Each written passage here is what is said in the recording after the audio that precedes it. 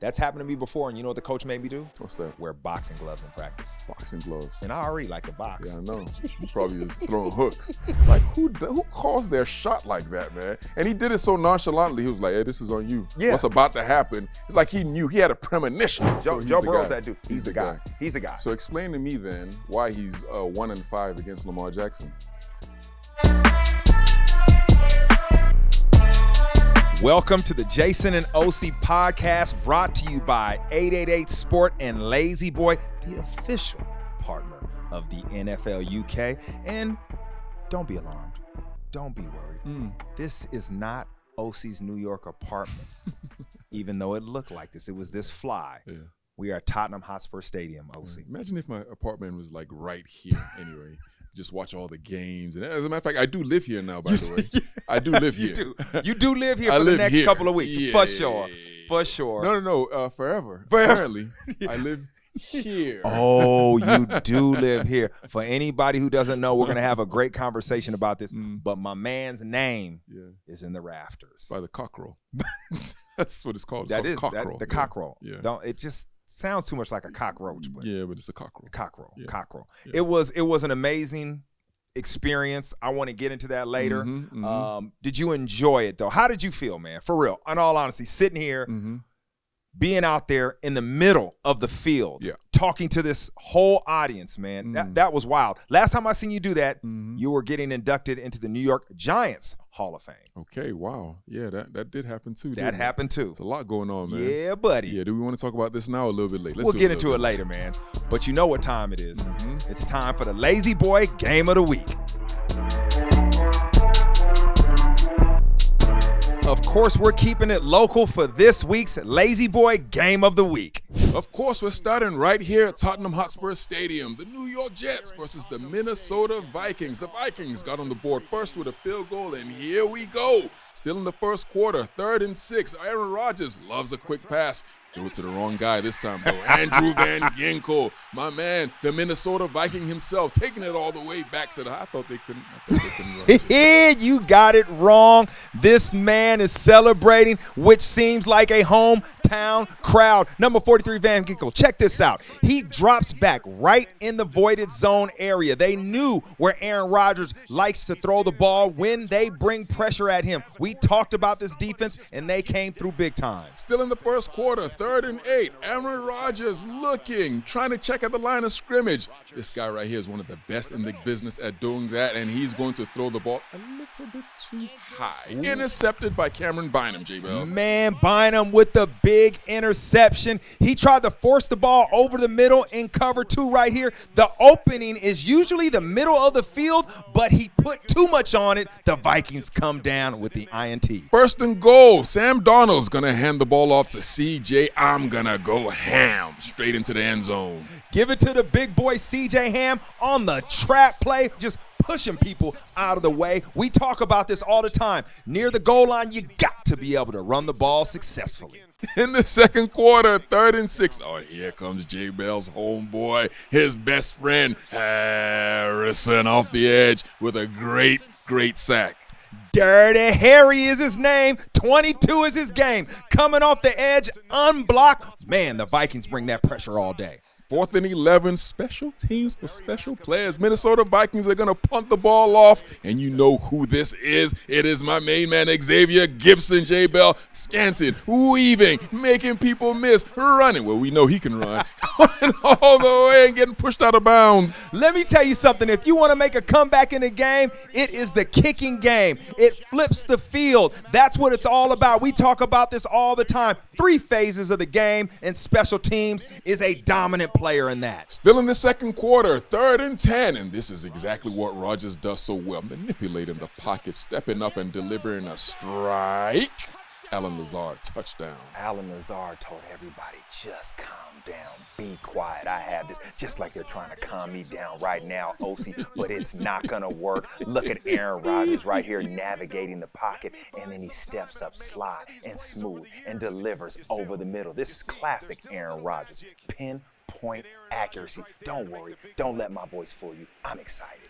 On to the second half. After 2 kick field goals in the third quarter, the Vikings ahead by 10 points. 3rd and 15. Sam Darnold played so well all season. He's going to throw the ball a little bit. He must have been on that Aaron Rodgers. He threw high. He must have been on that. You know what he was on. Was he on a trip? He was on a trip. Ooh, intercepted. He was tripping right here, too. We talk about Sam Darnold, his ability to make mistakes at time and give the ball away. Just put a little too much on the ball, trying to force it to Jordan Addison. Echoes with a good interception right over the shoulder. On to the fourth quarter. After a couple of pass interference calls, the Jets all the way down on the goal line, and Aaron Rodgers, still so nimble in the pocket, had all day, smoked a cigarette, and then delivered the ball to Garrett Wilson. I am him. OC, he came through on this. This is what we call a second reaction play. The little subtle movement by Aaron Rodgers allows Garrett Wilson to kind of freestyle right there, looking for that open space, comes up with a big catch. The comeback has begun. The Vikings kicked the field goal to make it 23-17. In the fourth quarter now, 3rd down and 10. Aaron Rodgers has to make a play here. They have to get a touchdown, J. Bell, and he throws it. What kind of throw is that? Intercepted by Stephon Gillylock Gilmore. Ooh, this is great film study. They understood one of his go-to routes was the back shoulder fade, and that's exactly what he threw. And Gilmore, the veteran cornerback who has seen it all, comes through with the play. Look at him get his head around and locate the ball, OC, and then make a play that seals the deal. I saw Stephon Gilmore after the game yesterday. Not after the game, but when I was on the field. And he was like, OC, I'm such a big fan of yours, man. That's what he said. Defensive player of the year. You know what? Yeah. All DBs, you know what we love? Pass rush. Yeah, buddy.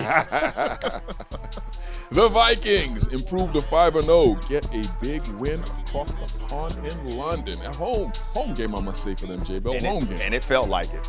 23-17. The Vikings come through. Now, I know this looks odd. Yep. But I've been told that the mics are popping.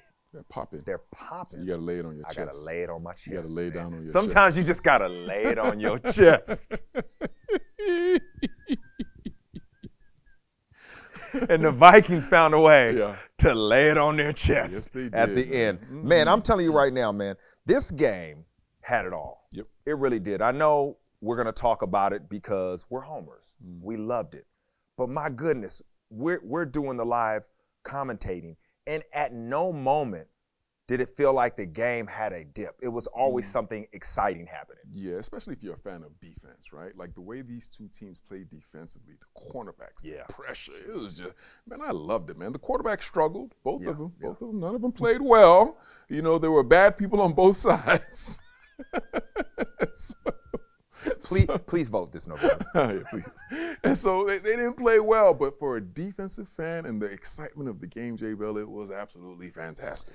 You talked about the quarterbacks. I'm going to talk about Sam Darnold real quick. He was 14 for 31, 179 passing yards. He had an interception, but my goodness, you know what it looked like? You like track and field. I do like track and field. So you know that guy that was just quick, came out like boom, out of the blocks going. And then the rest of the race, it was just everybody was slowly but surely creeping up on him. And at the last minute, he just leaned. But the whole thing was like he was out and then he's getting chased. That's what it feels like every time I watch the Vikings play. Yeah. They start so fast. Everything is clicking. And then it's like, hold on for dear life. Young and experienced football team, J. Bell. It seems like they're winning at the end of the day. Usually teams like this that are that young, they find ways to lose the game, right? So teams are coming back on them and not playing their best football, but right there at the very end, just like you said, they stick their neck out and get the W, man. It's very impressive what they did here yesterday. You talked about this team. We critique coaches all the time. I feel like this staff, they have answers early in the game and often. And that's why they start so fast like this. Both sides of the ball. Yeah. Kevin O'Connell, who's the head coach, but he's the offensive coordinator, right? He's the one calling the plays. He finds a way. Teams adjust to what he's doing, and then he finds a way to get a big play for them to win the game. And Brian Flores, the entire season, there wasn't any dip there now. No. You understand what I mean? The only reason why they gave up any points is because the special teams and the defense put them in bad field position. Yeah. Other than that, they shut down the New York Jets and Aaron Rodgers. This guy is doing a great, masterful job, Jason. That Jets defense, though. Yeah. They were up for the challenge, especially on the outside at the cornerback position. We talked about them. They were locking down. They were in man-to-man coverage. But the penalties, OC, we saw some crucial ones. And we were talking before this happened. You've caused a lot of penalties for offensive tackles. So before the game, would you go to the referees or your coach and say, hey, number 68 is holding a lot. Be aware, watch and make sure he's not holding our guy 72. So many things that you had to do before. Like you had to alert the officials to things that they might not have been privy to. For instance, I used to get off the ball really, really quick, right? Yes, you did. So what I'll do is I'll go to the officials right before the game and I'll be like, hey, listen, I have a tell. I have something that I'm seeing. So when I get off the ball this quick, do not call it offsides because I'm not jumping. I'm seeing something. And they'll say, okay, no problem. So they'll let that go. And if there was a guy who was particularly egregious in holding, you got to tell the ref before the game, hey, this guy likes to hold. Yeah. And every once in a while, you will get that call. I think that might have been what the Vikings did to the Jets because they were just calling everything back there. It was like they let them play early on, but once it got a little too grabby, those flags started to fly. And now, next week, if they don't correct that, that's going to happen. They're going to start calling the flags again. That's happened to me before, and you know what the coach made me do? What's that? Wear boxing gloves in practice. Boxing gloves. And I already like to box. Yeah, I know. You probably just throwing hooks. Probably just throwing blows, bro. Like, I got these gloves on. I might as well use them. It didn't help me cover nobody. Help me it made practice real interesting. Real fun. Sorry, is my voice popping? Hey, you know who was popping, though? Okay. You know what game was popping? I know we had to talk about ours. Okay. But the Ravens and the Bengals, bro, 41-38. The Ravens get the win. Lamar Jackson, I'm going to throw you something. Okay. 348 passing yards, 55 rushing yards, 4 touchdowns. 4 touchdowns, no interceptions. They decided, the Bengals, their defense isn't good. So they were going to sell out to stop the run. You've seen this happen before. And you've always talked about Lamar. Can you beat us throwing the ball? Well, he almost didn't beat him, but he did. And he looked tremendous back there. Just dicing them up, man. So I did see something on social media, right? I think before the game, there was a lady who was talking to Lamar Jackson. Did you see that? They were out at dinner or something. When he blamed it on her. And he was like, this is on you. This is your fault. This is your fault. Yes. Then went out there and did that? Like, who calls their shot like that, man? And he did it so nonchalantly. He was like, hey, this is on you. Yeah. What's about to happen? It's like he knew. He had a premonition that he was about to go out there and destroy the Cincinnati. Well, he beats them all the time. So. Yeah, he took advantage of a banged-up secondary. It was a lot of injuries. But on the other side, Joey B. Okay. Joe Burrow, 392 passing yards, 5 touchdowns, 1 interception. It was costly. And he put them in a position to win. But it was a botched field goal attempt that really led to giving Lamar another chance to go out there and score. Derrick Henry, who had been shut down all game pretty much, big run, and they get the win. Joey B is the dude out there. Is he? He is the dude. He's the guy. That team can put up 35, man. Yeah. They're going to have to with this defense. Yeah. But when he's got those receivers out there, I mean, Jamar Chase, T. Higgins, Jamar Chase, it's happening, man. Joe Burrow's that dude. He's the guy. He's the guy. So explain to me then why he's 1-5 against Lamar Jackson. That's not being the guy. That is not being the guy at all. No. I know I need an explanation. That's what I need. The explanation is because he's the guy. It's a team sport. It's a team sport now. It's a team sport. All of a sudden, it's a team sport. It's a team sport. You know, I love that. I love that when it comes to Joe Burrow. How all of a sudden it's a team sport. Every other time, it's the quarterback. It's the guy. He's getting paid $300 million. He's the one who can't walk. He's the one whose hamstrings are hurting because he has all that money in his back pocket. So guess what? All of a sudden now everybody gives him a pass. Joey Burrow, you're so cool. You're such a nice guy, Joey Burrow. You can do anything you want to. You can get injured half the time and nobody cares. You're still one of the top 3 quarterbacks in the league. It doesn't matter what you do, Joey Burrow. We love you. We love your little blonde hair. Everything that you do, Joey Burrow. You're our guy. You're our guy, Joey B. Joe do? You all right, guy, Joey B? What did Joe do to you? I'm gonna tell you what he did to me. What did he do to you? I'm gonna tell you what he did to me. Oh my goodness! No. Let me tell you what he did to me. I'm listening. This is what Joey Burrow did to me. I am a rational person. Okay. And I refuse to be rational about that guy because I love him. Oh. And I caught myself. I'm with you. Because I love the guy. I caught myself. I'm like, okay, wait, hold on. How come I refuse to hold Joey Burrow to the same standard that I hold every other quarterback to? And this isn't just me. This is everybody that does that. Yeah. He is such a good dude. He is such a cool guy. And he does have amazing talent. Yes. But some of the things that he does that other quarterbacks do that we're like, hey, you can't do that. We let him slide. I get it. I understand. But those same standards got to apply to everybody, J. Bell. That's the era we're in, is it not? You make a good point. Thank you. I like when you say that. I was sweating. How about that, J. Bell? About that, I won't do it aloud. Okay. Point. Yeah. You like that? Yeah. You know what? You're right. Okay. In all seriousness. Mm-hmm. I like Joe Burrow. He's likable. There's a reason why the team surrounds him, believes in him the way they do. He is the focal point, obviously. He's got the big deal. He makes the plays. There's a lot of belief in Burrow. And we never really point the finger. Mm. We always say, he's going to get it right. Mm-hmm. He's going to figure it out. This person needs to do that. That person needs to do that. That's just how it is. Yeah. But he deserves it. Yeah. Because he is a playmaker. He makes it happen. But yet most quarterbacks' wins and losses are tagged directly to their name. Yeah. Somebody else that the team is rallying behind is Jayden Daniels from the Commanders. OC. They crushed the Browns 34-13. Jayden Daniels, 338 passing yards, 1 touchdown, 1 interception. Now he's balling. He's doing well. We knew the talent he was. But I want to talk about his offensive coordinator, Cliff Kingsbury, the former head coach of the Arizona Cardinals. This offense is on fire right now. Yeah. And I didn't think he was going to be able to do that. When he got the job, I didn't have the faith that it would look this good.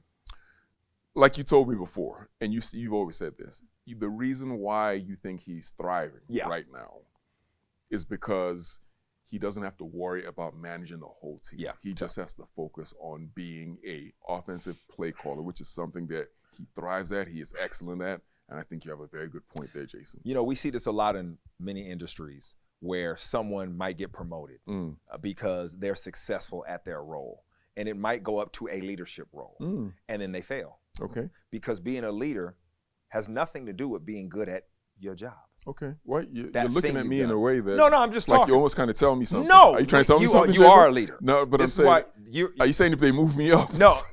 If they move you up, leadership would be great. You already run NFL Africa for a reason. Okay. Because leadership is an ability to relate and listen. Just because you're good at your job doesn't mean you're good at leading. Yes, that's true. And you see that a lot with coaches. They can call plays. But when they become the head coach, the CEO, that's a different position. Yeah. It comes with a lot of new challenges. And not to say that you can't do it, but it's difficult. And it's definitely difficult to then now build a game plan and call plays at the same time. Absolutely. So what I'm seeing is a guy who now can focus in on making a player better, that is Jayden Daniels, and making an offense click. I wish that was the same for the Cleveland Browns. Okay. And Deshaun Watson. Okay. Deshaun Watson, in 5 games this season, 91 out of 148 attempts, 727 passing yards, 4 touchdowns, 1 interception. We're talking about head coaches. Kevin Stefanski can call plays. Okay. We seen what happened when Flacco was in there. We seen how the team all of a sudden believed. But he made a statement and said, we are not changing quarterbacks. Of course. And that, of course, is exactly what I want to get into. Why, of course? So I think we have to be cognizant of the fact that they have given Deshaun Watson $230,000 $3 million. Guaranteed. He's getting all that money. That money is going into his pocket no matter what they do. Yep. A big reason why, and I hate to say this, a big reason why NFL teams specifically don't like the guaranteed contracts. Oh, I knew you were going to go here, man, and it goes right. Oh, big reason why they don't like to do that. The sport is too unpredictable. Yeah. It's too unpredictable. That's why we want guaranteed money, though, because it's unpredictable for us, too. Exactly. But from a business standpoint. Okay, we'll focus on that. When you look at, and I say this all the time. You do. Soccer, right? Yeah. Right now, I'm about to be 43 years old. Mm-hmm. Looking fresh out there. I want to go out there and play every day. I love it. You understand what I'm trying to say? I know you do. I love it, J-Bell. I know you do. I want to do it every day. People who play football love it. It is not quite as unpredictable. You guarantee a guy's contract when he's playing this game, they'll keep playing, right? Yeah. Because they love it. Yeah, they do. American football is a completely different. It's tough. This right here happening with Deshaun Watson, he is guaranteed all this money, and they can't sit him down. They can't bench him. They can't do anything because if they do, heads will roll. There's so many people who are invested in this, J-Bell, and if they admit they made this mistake, I know. Done. What do you call this again? Sunk cost fallacy. That's absolutely what it is. We want to keep throwing investment after our initial investment to hopefully make it right. And we totally understand this. Yeah. If I'm in that building and from the top, I'm hearing, you need to make this work. We hired you because you are a teacher, a coach. Can you get this player that has shown the talent before to play at a high level? Oh, you can't. You got to go. You got to go. And I understand that. The problem is, and we're going to watch this play out, when you lose a locker room, OC, you've seen teams where that's happened. Yeah. It's over. If we go in and we think and we look around, we're not really here to win. Like, we're not here to win. Yeah. We're here because you want to get this person ready to play for your future, or you're worried about that. We're not here to win now. Once we think that, you know what happens in that fourth quarter? Yep. Nothing. Yeah. And not only that, what you start to see is there is no team sports that people are as dependent on each other as the game of football. Like none. It's the most interdependent game. Yeah. And then if we think, oh, okay, you guys are just, it's not every man for himself. Everybody's, okay, we're just going to, I'm going to do this inside move because I don't care I just need to go make a play. Yeah, I'm going to go for the pick. I don't care what's going on. I don't care what you called. You and I love talking about business, talking about life, how these things intertwine. And you see this. People, whatever industry they're in, they have to have lived through a point where they have seen this happen, where it's like there's care, there's compassion, everybody's kumbaya working together, and something happens. Whether it's a shift in leadership, somebody, they elevate to a position, and you can watch it all crumble. And then what happens? You said it the best. I'm just going to make this inside move. Just going to do it. Oh, I just need to make this sell. I know this isn't the best sell. This isn't the direction we want to go in, but it's just about my numbers. And then guess what happens? Everything crumbles. It falls apart. Everything falls apart, and then you have to rebuild. The hard part is, when does it happen? Yeah. When does it begin? It will eventually have to happen. Has to happen. And usually it's the owner saying enough is enough. You know what enough is? Okay. The Bears winning against the Panthers. That's enough for me. Talking about the Bears that are coming here? That's enough for me. Coming to London? Coming to London. Stadium? 36-10. They're going to be on Sky with you calling. Yeah. And guess who's going to come on there with me for a little bit? I'm going to say hi. Come on, say hi, I'll bro. come say hi. All right, we need you. You worked really hard this weekend, man. You were a machine in the booth coming through. I appreciate you making it happen. Caleb Williams is going to miss you in the booth too because he was hot. Yeah, he was. Yeah, and you would be able to call it, but next time you will. He was 20 out of 29, 304 passing yards and 2 touchdowns. This was Caleb's first 300-yard passing game as a Bear, and he's coming here. Yeah, I'll tell you what has happened. We've seen the maturation. I'll tell you what has happened. It all started for Caleb Williams when C.J. Stroud tried to little bro him. Ooh. And he looked at C.J. Stroud. He was like, "What? What are you? I'm better than you, C.J." Right? That's when this whole renaissance, this whole transformation began. He was like, he looked at him and he was like, did you see it? He was like, yeah, he did. But in his eye, I told you that day. Did. I was like, he's saying to himself, I'm better than this guy. What are you trying to little bro me? I'm better than you. And he has come out there over these past couple of games and he has put on the performance that the Chicago Bears drafted him for. We've seen it all. He does look like the second coming of Mahomes. He does look like he's in the same company as C.J. Stroud last year. He said, you're not going to little bro me. Who do you think you're talking to, man? You're going to be a good player in this league. What? I am a good player in this league, C.J. Shout out to Caleb Williams. You make a really good point. Yeah. You're tying this together well like some good shoestrings. You know what I mean? Okay? I like this, but rich people don't have shoestrings. Look at the ankles. That's all. I mean, you know what I'm saying? They're moist because of your voice. Oh, I can't. When your voice went down, they got moist. Yeah. I can't. I'm sorry, y'all. I can't talk too loud. They usually really, really ashy. But it's the low. It's the low. It's the Maxwell voice. Yeah, they're moist now. Okay, it's like that. You know what? You say something that's so true and right. There's a book called Ego is the Enemy. And the first thing I thought was, man, I'm going to rip that book up. Yep. Because that ego fired him up. Yeah. That ego fired him up. What? And OC, I hate to say this because I didn't have this confidence as a player. I was confident, but not at that level. The dudes that were like that, like you, it was those moments. Those moments, they put a fire underneath you and y'all went into attack mode. I've seen it happen. Literally, that's why we talk about bulletin board material. Do not poke the bear. You don't know.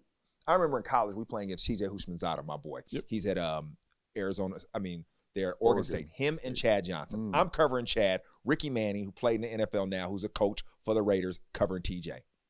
I said, listen, before the game, I said, Ricky, don't talk crazy to TJ. He gets better. TJ, don't talk crazy to Ricky. He gets better. Well, they talk crazy to each other. Me and Chad trying to break them up in the whole game. We can't worry about what we doing because they about to get kicked out of the game. They are trying to destroy each other because their game kept raising up. And you know what Chad was doing to me? He was telling me his ankle was hurt. He's like, J. Bill, my ankle's hurt. And then on 3rd and 13, he just routes me up. I said, man, he been setting me up all game. But then again, it all makes sense. You do not want to poke the bear. Some guys are fired up. I feel like the Bears been poked a little bit to Trevor Lawrence. Okay. Trevor Lawrence had his best game last week. Yep. Coming in here, he needed a win. We get to see both these teams playing against each other. Chicago, Jacksonville, off of a win. Trevor was 28 out of 34. He went for 371 passing yards, 2 touchdowns, and an interception. But the pressure was really on him. The coach talked about play calling and said, he almost alluded to, players still got to make the play. Yep. I went and looked at the film, and I seen a couple throws. I said, oh, that's who he's talking about. Well, he stepped up to the challenge. That's the frustrating thing about him because he has so much talent, right? He can be so good sometimes, and other times it's just head scratching, right? So now we've seen this. We've seen this dominant display from the quarterback position, and now you get tantalized. You're like, okay, you get sucked in. You're like, okay, it's time now. Here we go, Trevor. Then he lays a dud, man. It's really, really bizarre the way that has happened. There's undeniable talents, undeniable character, leadership. We know he's supposed to be a top-tier quarterback. Yeah. They paid him like one because they believe in that. And when you line his stats up to other guys, I think somebody put his stats up side by side, but maybe even Sam Darnold. Was it Sam Darnold or Daniel Jones? I saw it was one of them, right? And it was like, ooh. Hold on now. It was eye-popping. Yeah. That being said, you always talk about coming here playing this game. We get to see a great one this week. This is a pivotal moment in the season. If they can come in, that is Jacksonville, and win 2 games in a row out here, which they have done before, it changes everything. There's a lot of heat on this coaching staff right now also because their owner said this is the best team he's ever had. Yeah. And it's not looking like that at this moment. Yeah, definitely, man. Shout out to Trevion Walker. Yeah. 3 sacks yesterday. Yeah, he had a big game. He's starting to come along now. Yep. Josh Allen also had a couple of sacks. They got some really good players there, man. Tank Bigsby, the running back, really coming through. But you're right. You want the money to show up. That rookie receiver they got, I can't wait to see him out here. That guy can flat out fly. Okay. And he's starting to get a real understanding of this offense. But that being said, we'll get into that. We'll dig into that. That's going to be a great one. Yep, can't wait to watch it. It's that time, OC. Okay. It's time for our picks of the week. Which kind of picks is it? There are picks that are powered by 88 Sport, the official partner of the NFL UK. Are you ready? I think so. You ready for this? I think I was pretty good last week with my picks, so maybe I'm ready. There was a lot of pressure on you, but you've been responding. I had to come through. All right, first up, we got the game we get to see here live. The Jaguars at the Bears. It's a home game for the Bears here at Tottenham Hotspur Stadium. Where are you leaning? Home game for the Bears in London, Chicago. Ooh, you know them Bears fans are going to be out here. This is a Chicago Bears city, bro.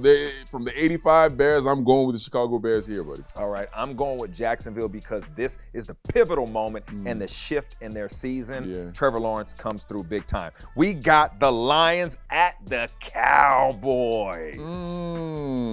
Detroit Lions, man. They're too good of a football team. I think they get this win. I'm going with the Lions because I don't trust Dallas to stop the run. Yeah. So got to go with the Lions for that win. The Rams at the Broncos. Oof. This is tough. The Rams dealing with a lot of injuries. Bo Nix has been coming along, man. Did you see him getting into it with Sean Payton? Yeah. Once you start going at it with your head coach, yeah, I kind of like, but he's an older rookie. Yeah, he's been around a long time. He's like, hey, Sean Payton, relax, buddy. he's like, man, I was in college for 7 years, bro. Yeah. Relax. I'm gonna go with the Broncos here. You going Broncos? Yeah, I'm going with the Rams just because I'm going with Sean McVay's ability to find a great game plan. Find a way to win these games, even though he's down on talent. You ever played in Denver before? I have. Okay. Oh, it's so hard to breathe up there, man. It is tough, man. That is a good point. You got the Steelers at the Raiders. Pittsburgh Steelers, man. The Raiders are playing well, man. They don't have a quarterback. Our guy, Devontae Adams, wants to get out of town. Max Crosby is up in arms. They got to figure that out, man. Okay, I got to go with the other team. And the Steelers lost last week, so they're going to want to bounce back. I'm going with the Raiders. Of course I'm going with Antonio Pierce's Raiders because this is when you find a way to motivate as a head coach. And the offensive coordinator, Luke Getsky, guess who he coached? Justin Fields. Maybe he's got a little nugget for us. Maybe he's got a little nugget. And then last but not least, the Bills at the Jets, who we just saw here last week. Bills struggling. No way they beat the Jets coming off a disappointing loss. I'm picking the New York Jets. Aaron Rodgers bounce back game. Really? Yes. You know what? I'm going with you on this. Good. I'm going with the Jets. I convinced you. You did. And I just feel like this offense doesn't have enough weapons from the Bills. We praised it. You know, it was an offense by committee, but sometimes you just need that guy. Khalil Shakir was hurt last week. Let's see how this rolls out. Yeah. So that's our picks for Week 6. Head over to 888 Sport for all of the odds and 18 plus. Please responsibly gamble. That's it for the Jason and OC podcast in OC's New York apartment, of course. Please follow us on all the social channels. Keep liking, subscribing, all that stuff. We really, really appreciate it. If it wasn't for you, we wouldn't be able to do this.